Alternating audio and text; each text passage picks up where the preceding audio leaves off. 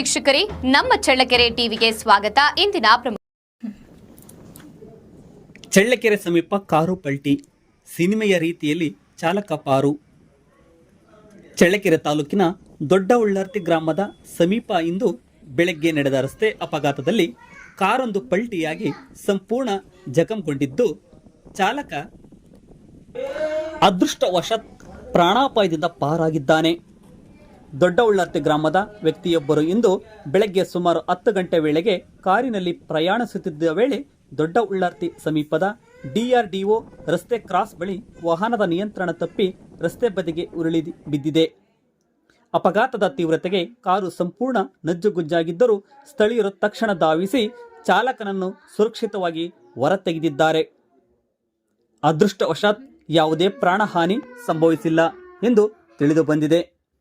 ಸ್ಥಳಕ್ಕೆ ಸ್ಥಳೀಯರು ಹಾಗೂ ಸಾರ್ವಜನಿಕರು ಆಗಮಿಸಿ ನೆರವು ನೀಡಿದ್ದು, ಅಪಘಾತದಲ್ಲಿ ದೃಶ್ಯ ಕೆಲ ಕಾಲ ಆತಂಕದ ವಾತಾವರಣ ಸೃಷ್ಟಿಸಿತ್ತು.